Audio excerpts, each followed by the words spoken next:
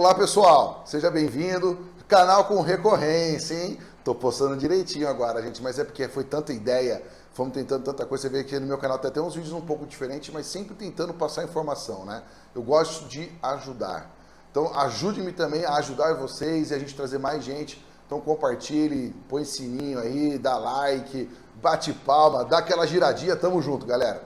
Seguinte, hoje o vídeo é para trazer um pouco da minha trajetória. Para quem me conhece há muito tempo e está me acompanhando, eu já agradeço. Gente, eu comecei a trabalhar muito cedo. Eu comecei a trabalhar com 14 anos, como office boy de contabilidade. Sensacional, porque a gente fazia tudo que era Receita Federal, Prefeitura, Alvará, o que vocês se imaginavam. Cara. E na minha época eu não tinha computador, era a máquina de escrever, tanto o escritório pagou um curso de datilografia, papel carbono errava, tinha que jogar fora para escrever tudo de novo. Não tinha esse negócio de backspace não, gente. Mas brincadeiras à parte, eu comecei a trabalhar muito cedo. Durante os vídeos e muitos episódios eu vou trazer um pouco dessas mesclagens, porque eu fiz muita coisa, desde que eu comentei com vocês, fui atleta profissional de squash, fui professor de squash, tenho formação técnica em processamento de dados, fui corretor de imóveis, gente, o que vocês imaginaram para ser? Já modelo de passarela, gente, cara, tem um monte de coisa. Então eu quero dizer o seguinte, muitas vezes para sobrevivência, ganhar dinheiro para pagar as coisas, pagar a faculdade, pagar a escola, gente, um pouco de tudo, mas vamos lá. Então eu vou trazer, como a gente tem falado muito dessa inquietude, né? Tanto o pessoal do serviço público, advogado, né? Que tem formação jurídica e não sei o quê, a gente tem uma dificuldade muito grande de se entender no mercado, porque a profissão é muito tradicional. E eu passei por esse processo, e é isso que eu quero compartilhar. Na minha história, eu fui advogado, comecei estagiando, né, no primeiro ano, no escritório pequeno, que fazia de tudo, família, reclamação trabalhista, criminal. Depois eu fui para o escritório mais focado um pouco mais empresarial. Depois eu voltei para o escritório mais geral. Depois eu fui para o escritório grande. Aí eu fui para uma área trabalhista, de contencioso em massa. Depois eu fui para uma empresa, que eu tinha vontade de trabalhar dentro de uma empresa, tive a oportunidade. E aí na empresa eu fui efetivado, advogado, a empresa era um contencioso, era interno, era tudo interno no jurídico, gente. Foi demais, porque você aprende pra caramba. Foi uma super escola, era um grupo enorme, tinha desde mineração, asfalto em estrada, era serviço, tinha indústria, porque fazia usina de açúcar e álcool. Gente, foi uma loucura de aprendizado. E fazia tudo, mandato de segurança, audiência trabalhista, gente, o que vocês imaginam, consultoria, era tudo. Uma escola, uma verdadeira escola. E isso, só que durante todo esse processo eu tinha uma inquietude, eu adorava a gestão, entender o que estava acontecendo, conhecer todas as áreas da empresa, ajudar, e participava de tudo, conversar com o financeiro, RH, os sócios, os acionistas, queria conhecer tudo e aprender. Então eu tinha ali uma inquietude de conhecer o negócio e tal, eu tinha outras habilidades, só que a gente, com a formação técnica jurídica, somos cobrados e muito puxados para a questão técnica. Não, peraí, cara, você precisa mandar de segurança, aqui, gestão, etc. E quando eu saí dessa empresa, eu abri o escritório, foi ótimo também, porque eu aprendi a lidar, era começo ainda de carreira, tinha 5 anos de formado, e, também, apanhei pra caramba, muita coisa para fazer, e aí, só que ele assumi toda a gestão do escritório, já cuidava do financeiro, cuidava daquilo. E, gente, quando eu fui efetivado, eu fiz uma especialização em Direito e Processo do Trabalho. Porque tinha muito trabalhista, né? Um setor muita reclamação e tudo mais. E depois disso, isso foi em 2006, eu só fui fazer de novo um curso jurídico em 2011, que foi um MBA na FGV. Nesse período, gente, o que vocês imaginarem, eu fiz empreendedorismo, marketing, contabilidade, programação, isso porque eu já tinha formação técnica. O que vocês imaginarem, auditoria, planejamento estratégico, tudo que era curso que vocês possam imaginar, papai fez. Porque a inquietude, o direito para mim tinha que ser mais do que aquilo, aquelas questões técnicas e tudo mais. Por isso que eu falo que e aí quando você fala que você é advogado, eu brinco que, imagina você de beca e tal, e vou fazer um contrato, ou lá na audiência, é muito comum isso, porque é a imagem do advogado. Só que eu quero trazer aqui o racional, e essa é o grande ponto, porque eu passei por isso, durante todo esse processo, grandes habilidades minhas foram ficando muito acuadas em decorrência dessa cobrança técnica de muita coisa, e eu consegui fazer outros resultados. E aí foi quando, depois dessa parte do escritório, a gente começou com foi aquela onda, a primeira onda da advocacia passar por uma mudança, que foram as empresas, os grandes bancos não estarem mais atuando no contencioso em massa. Porque os bancos, principalmente banco, muita busca e apreensão, começou também a investir que os escritórios tivessem mais gestão, diminuição do valor dos honorários, melhor. Então isso forçava a ter melhor gestão da carteira. Foi uma revolução. Em muitos escritórios menores começaram a pegar grandes carteiras. Foi um boom ótimo para os pequenos escritórios e uma remodelagem dos grandes. E isso teve até, na época, teve até a questão da salsicharia da advocacia, porque um grupo de advogados que era da Demarest saíram, abriram um escritório, que criaram um sistema, que eles cobravam super barato no mercado a gestão, porque eles tinham gestão. Então, assim, você vê como que aí começaram a dar importância em outras habilidades no direito, né? E isso eu queria trazer porque nessa época eu não quis continuar no escritório onde eu estava, porque eles iam focar nessa parte do contencioso. E aí eu fiz um break. Gente, eu estou falando isso tudo já depois dos 30, hein? Para vocês verem como que é a inquietude e como a gente não pode parar de tentar o que a gente tem vontade de aprender. E aí eu fui aperfeiçoar o inglês, fiquei na Inglaterra lá 6 meses. E aí quando eu voltei, e na Inglaterra eu fui fazer benchmark com escritórios. E pasmem, gente, só para vocês entenderem como essa questão das outras habilidades, e existem advogados que não são advogados só disso. São outras habilidades e tem outras posições em empresas lá fora, em bancos também. Você é responsável.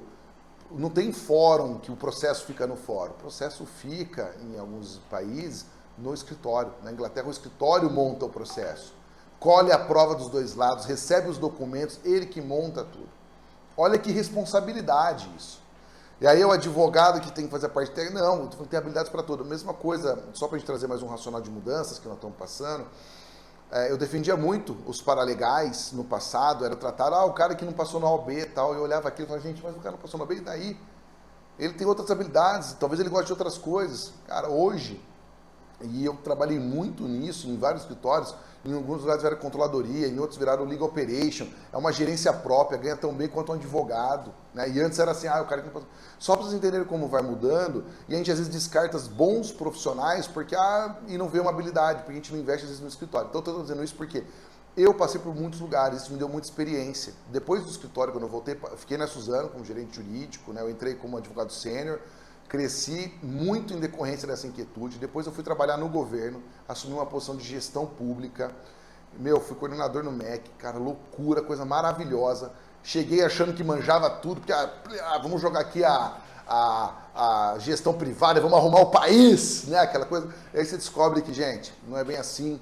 Gestão pública tem suas próprias questões, né? Você tem um ponto muito importante, que além da gestão pública, a forma de lidar com isso. E foi quando eu comecei cada vez mais na Suzano, eu comecei a gerir pessoas. No governo eu comecei a gerir mais, então comecei com 5, depois 10, depois cheguei a gerir 40 pessoas. E isso foi me dando muita experiência, gente. Eu fui aprendendo muito, né?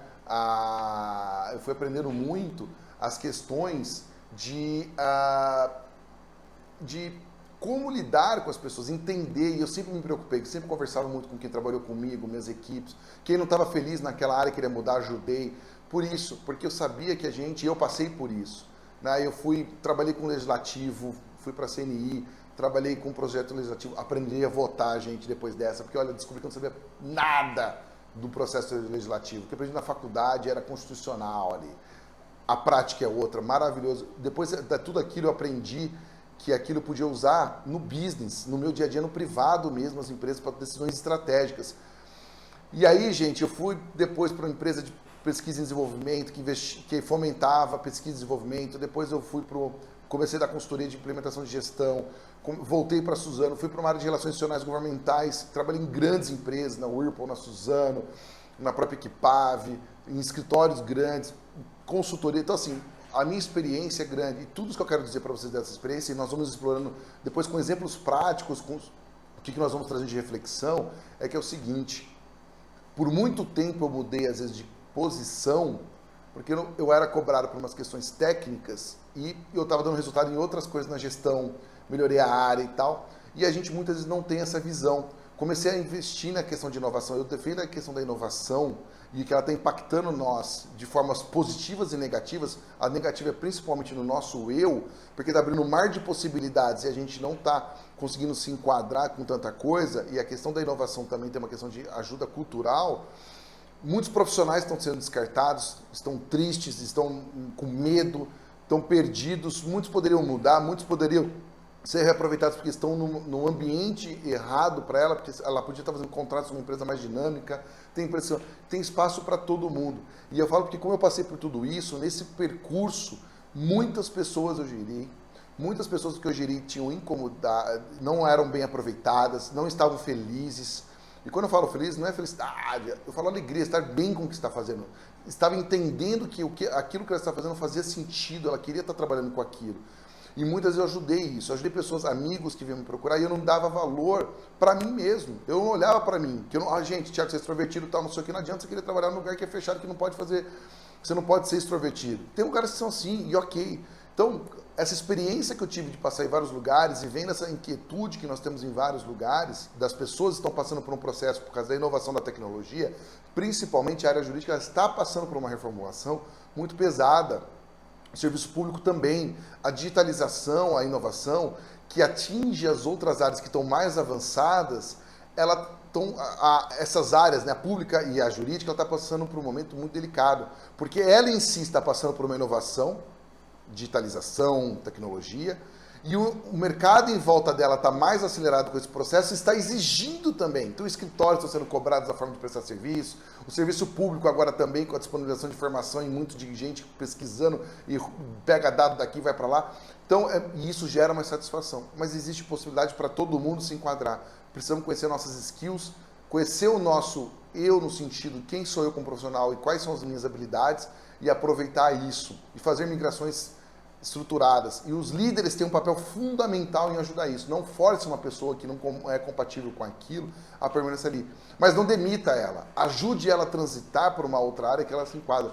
Que você ter um bom profissional transitando dentro da empresa ou no seu escritório com outras habilidades para aquilo que ela tem mais facilidade de fazer, ela tem mais gosto, vai ser um resultado muito bom para você. E para nós todos profissionais.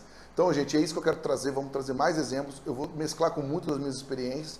Essa minha carreira que eu já fiz de tudo demonstra muito essa inquietude minha de buscar algo que eu estou querendo estar ali com vocês, ali no trabalho, querendo dar o resultado, mas ao mesmo tempo, pô, não estou bem com isso, mas podia fazer aquilo, mas sou bom naquilo, deixa... Não, tem coisa chata no trabalho, todo mundo, mas tem que acertar. É isso que nós vamos compartilhar. Queria apresentar um pouco de mim, mas, gente, perguntem. Olha meu currículo no LinkedIn, pode questionar, pô, você fez isso, mas você mudou para aquilo, foi fácil mudar, não foi? O que você achou, o que foi bom? Em todos os lugares, gente, a minha habilidade estava muito em gestão de pessoas, liderança, motivação das equipes, tocar o projeto, resolver problemas. Resolver problemas é algo que eu sou muito bom. Lidar com as pessoas, incentivar, motivar, mas não é motivar com, faz lá e legal. Quem já trabalhou comigo sabe, é incentivar, motivar, justamente olhando, vendo as habilidades, trazendo os projetos certos para as pessoas certas, acompanhando esses projetos e levando eles para frente, dando apoio, suporte e tudo mais. É isso que a gente tem que pensar quando fazemos esse processo de autoconhecimento e entender o que está acontecendo no mercado. E essa é a minha experiência de ter trabalhado em vários setores, em várias áreas, e ter também passado por essa agonia de não respeitar o meu conhecimento, as minhas habilidades, o preço que a gente paga na nossa profissão. Vamos juntos, gente! Buscar essa melhora para todos nós, porque o mundo já está estressante por si só. Então vamos, pelo menos, na vida profissional, ter um pouco mais de tranquilidade. Até a próxima!